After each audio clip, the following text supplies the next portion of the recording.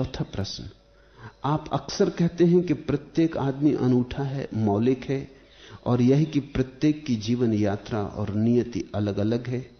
शुरू में मैं एक सुखी संपन्न गृहस्थ होने के सपने देखता था, फिर लेखक, पत्रकार, राजनीतिक बनने के हौसले सामने आए। सर्वत्र सफलता थोड़ी और विफलता अधिक हाथ आई, और जीवन की संध्या में आकर उस हाथ पर राख ही राख दिखाई देती है। सुखद आश्चर्य है कि देर कर ही सही, भटकते भटकते आपके पास आ गया हूं और कुछ आश्वस्त मालूम पड़ता हूं, और अब मैं जानना चाहता हूं कि मेरी निजी गति और गंतव्य क्या है।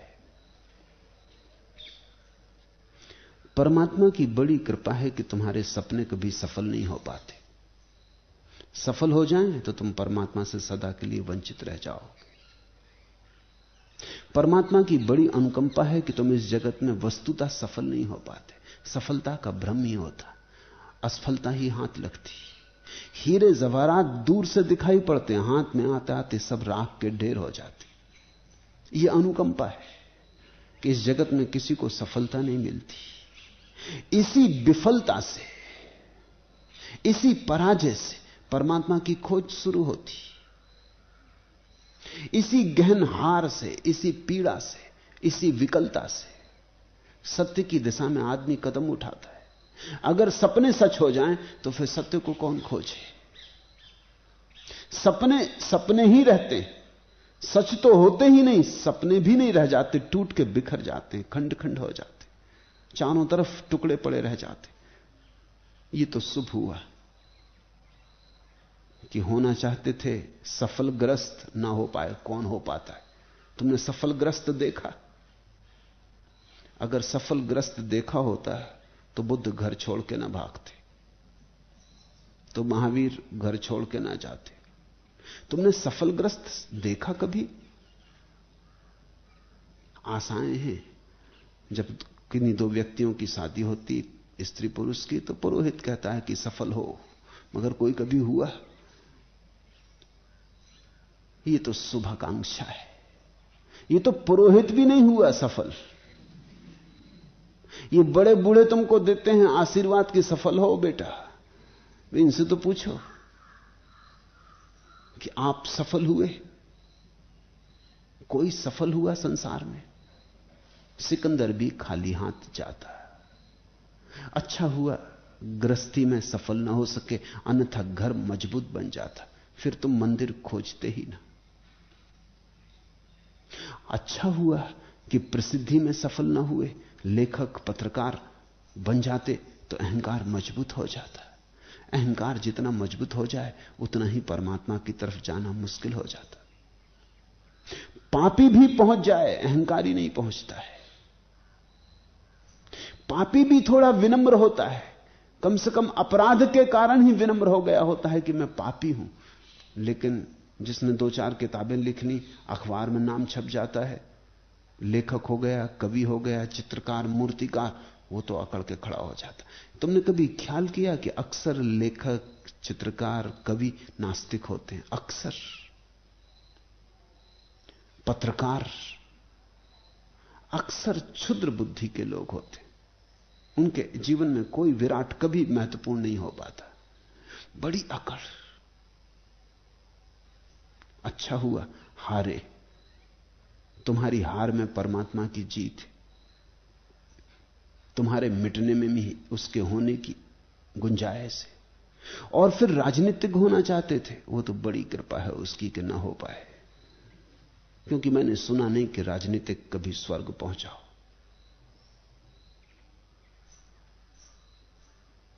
और राजनीति स्वर्ग की तरफ ले भी नहीं जा सकती। राजनीति का पूरा ढांचा नारकीय है। राजनीति की पूरी दांव पेच, चाल, कपट सब नरक का है। नरक का एक बड़े से बड़ा कष्ट यह है कि वहां तुम्हें सब राजनीतिक इकट्ठे मिल जाएंगे। आग वाग से मत डरना, वो तो सब पुरानी कहानी। आग तो ठीक ही है, आग में तो कुछ हर्जा नहीं है बड़ा, लेकिन सब तरह के राजनीतिक वहां मिल जाएंगे तुम्हें। उनके दांव पैज में सताए जाओगे। नरक का सबसे बड़ा खतरा यह है कि सब राजनीतिज्ञ वहां हैं। हालांकि जब भी कोई राजनीतिक मरता हम कहते हैं स्वर्गीय हो गए। अभी तक सुना नहीं। एक दफा कहते हैं एक राजनीतिक किस भूल चूक से स्वर्ग पहुंच गया, चाल तिकड़म से पहुंच गया हो। जब वो पहुंचा स्वर्ग पर, उसी वक्त 2 साधु भी मर के पहुंचे थे। साधु बड़े हैरान हुए, उन्हें तो हटा के खड़ा कर दिया गया और राजनीतिक का बड़ा स्वागत हुआ। लाल दरियां बिछाई गई, बैंड बाजे बजे, फूल बरसाए गए। साधुओं के तो हृदय में बड़ी पीड़ा हुई कि तो हद हो गई। यही पापी वहां भी मजा कर रहे थे, जमीन पर भी, यही मजा यहां भी कर रहे हैं। और हम तो कम से कम इस आशा में जिए थे, कम से कम स्वर्ग में तो स्वागत होगा, यहां भी पीछे खड़े कर दिए गए। तो वो जो जीसस ने कहा है कि जो यहां अंतिम है प्रथम होंगे, सब बकवास है। जो यहां प्रथम है वो वहां भी प्रथम रहते हैं, ऐसा मालूम होता। कम से कम यहां तो इसको पीछे कर देना था, हमें आगे ले लेना था। लेकिन चुप रहे। अभी नए नए आए थे, एकदम कुछ बात करनी ठीक भी ना थी। बड़ा देर लगा। स्वागत समारोह, सारंगी और तबले और सब वाद्य बजे और अप्सराएं नाची। खड़े देखते रहे दरवाजे पर, उनको तो भीतर भी किसी ने नहीं बुलाया। जब राजनीतिज्ञ चला गया सारे शोर सपाटे के बाद और फूल पड़े रह गए रास्तों पर, तब उन्हें भी अंदर ले लिया। सोचते थे कि शायद अब हमारा भी स्वागत होगा, लेकिन कोई स्वागत इत्यादि ना हुआ। न बैंड बाजे, न कोई फूल माला लाया। आखिर हद हो गई। पूछा द्वारपाल से कि मामला क्या है, कहीं कुछ भूल चूक तो नहीं हो रही?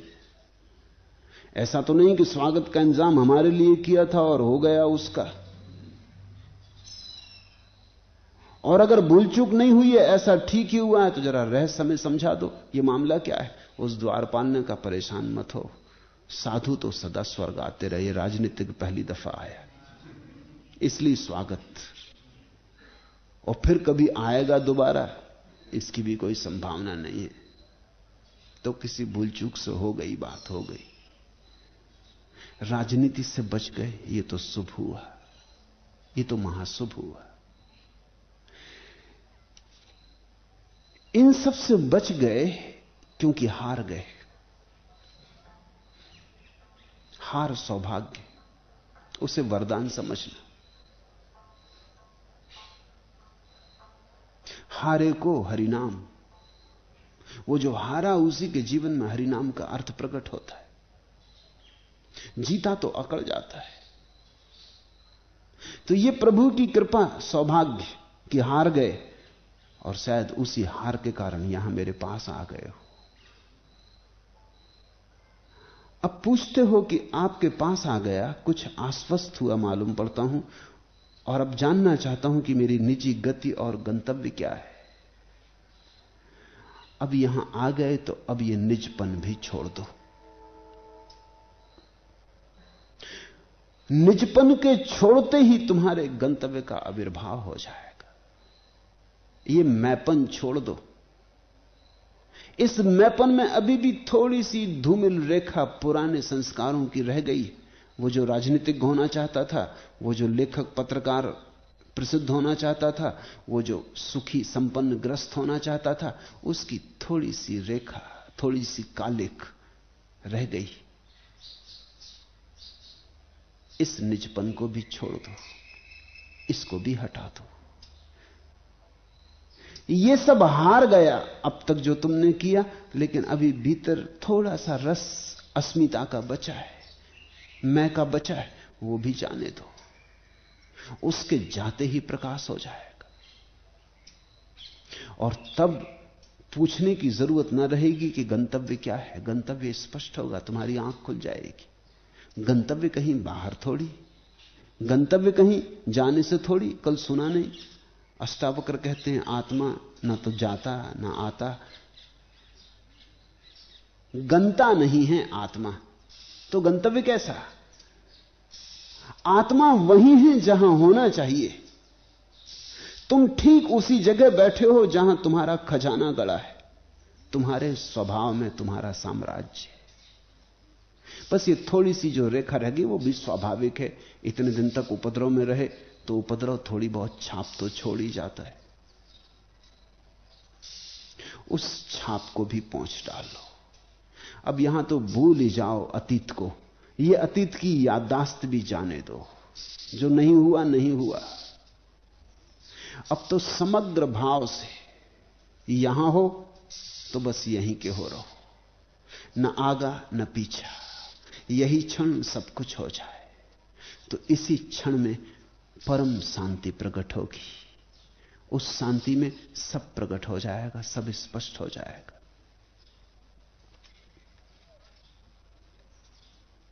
रस तो अनंत था, अंजुरी भर ही पिया। जी में वसंत था, एक फूल ही दिया। मिटने के दिन आज मुझको यह सोच है, कैसे बड़े युग में कैसा छोटा जीवन जिया। यहां तो मैं चाहता हूं कि तुम्हारे पूरे जीवन का वसंत खिल उठे। तुम इक्के दुक्के फूलों की मांग मत करो, नहीं तो पीछे पछताओगे। विराट हो सकता था और तुम छोटे की मांग करते रहे। तुम्हारी अड़चन भी मैं समझता हूं। मेरे पास लोग आ जाते हैं। एक मित्र आए, सन्यास लिया। सन्यास जब ले रहे थे तभी मुझे थोड़ा सा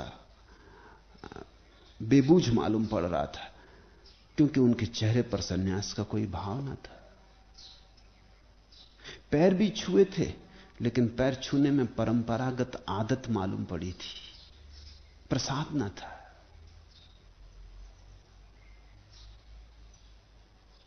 मांगते थे सन्यास तो मैंने दे दिया। सन्यास लेते ही उन्होंने क्या कहा? कहा कि मैं बड़ी उलझन में पड़ा हूं, उसी लिए आया हूं, मेरी बदली करवा दे। पठानकोट में पड़ा हूं और रांची जाना है। यही सोच के भगवान आपके चरणों में आ गया हूं कि अगर इतना आप ना करेंगे ऐसा कैसे हो सकता है, इतना तो आप करेंगे। मैंने उनसे पूछा, सच सच कहो, सन्यास इसलिए तो नहीं लिया, रुस्वत की तरह तो नहीं लिया कि चलो सन्यास ले लिया तो ये कहने का हक रहेगा। कहने लगे, अब आप तो सब जानते ही हैं, झूठ भी कैसे कहूं। सन्यास इसीलिए ले लिया है कि सन्यास लेने से तो मेरे हो गए, अब तो मैं फिक्र करूं। लेकिन क्या फिक्र करवा रहे हो? पठानकोट से रांची क्या फर्क पड़ जाएगा? क्या मांग रहे हो? इतने स्पष्ट रूप से शायद बहुत लोगों की मांग नहीं भी होती, लेकिन गहरे में खोजोगे, अचेतन में झांकोगे तो ऐसी ही मांगें छिपी पाओगे। विद्यार्थी आ जाते हैं, वो कहते हैं कि ध्यान करना है ताकि स्मृति ठीक हो जाए। तुम्हारी स्मृति से करना क्या है? बड़े बड़े स्मृति वाले क्या कर पाए? परीक्षा पास करनी, प्रथम आना है कि गोल्ड मेडल लाना है, तो ध्यान कर रहे हैं। कोई आ जाता है शरीर रुग्ण है, वो कहता है शरीर रुग्ण रहता है, डॉक्टर कहता है कुछ मानसिक गड़बड़ है इसलिए रुग्ण है, तो ध्यान कर रहे हैं। तुम क्षुद्र मांग रहे विराट से, तुम्हें क्षुद्र तो मिलेगा ही नहीं, विराट से भी चूक जाओगे। रस तो अनंत था, अंजुरी भर ही पिया। जी में वसंत था, एक फूल ही दिया। मिटने के दिन आज मुझको यह सोच है, कैसे बड़े युग में कैसा छोटा जीवन जिया। पीछे पछताओगे। मैं के आसपास खड़ी हुई कोई भी मांग मत उठाओ, मैं के पार कुछ मांगो। आज फिर एक बार मैं प्यार को जगाता हूं, खोल सब मुंदे द्वार। इस अगरू धूम गंध रुंधे सोने के घर के हर कोने को सुनहली खुली धूप में नहलाता हूं। आज फिर एक बार तुमको बुलाता हूं, और जो मैं हूं, जो जाना पहचाना जिया अपनाया है, मेरा है, धन है, संचय है, उसकी एक एक कनी को न्यौछावर लुटाता हूं। जो अब तक जिया जाना पहचाना सब न्यौछावर करो, लुटा दो, भूलो, बिसरो, अतीत को जाने दो। जो नहीं हो गया नहीं हो गया। राह खाली करो ताकि जो होने को है वो हो। ये कूड़ा करकट हटाओ। आज फिर एक बार तुमको बुलाता हूं, और जो मैं हूं, जो जाना पहचाना, जिया अपनाया है, मेरा है, धन है, संचय है, उसकी एक एक कनी को न्यौछावर लुटाता हूं। प्रभु के द्वार पर तो जब तुम नंगे, रिक्त हाथ, इतने रिक्त हाथ कि तुम भी नहीं, केवल एक शून्य की भांति खड़े हो जाते हो, तभी तुम्हारी झोली भर दी जाती है। मंदिर तुम्हारा है, देवता है किसके? प्रणति तुम्हारी है, फूल झरे किसके? नहीं नहीं, मैं झरा, मैं झुका, मैं ही तो मंदिर हूं, ओ देवता तुम्हारा। वहां भीतर पीठिका पर टिके प्रसाद से भरे तुम्हारे हाथ, और मैं यहां दहरी के बाहर ही सारा रीत गया। जिस दिन तुम दहरी के बाहर ही सारे रीत जाओगे, उस दिन प्रभु के प्रसाद भरे हाथ बस तुम्हारी झोली में ही उंडल जाते। वहां भीतर पीठिका पर टिके प्रसाद से भरे तुम्हारे हाथ, और मैं यहां दहरी के बाहर ही सारा रीत गया। रीतो यदि भरना चाहो, मिटो अगर होना चाहो, शून्य को ही पुण्य का आतिथ्य मिलता है।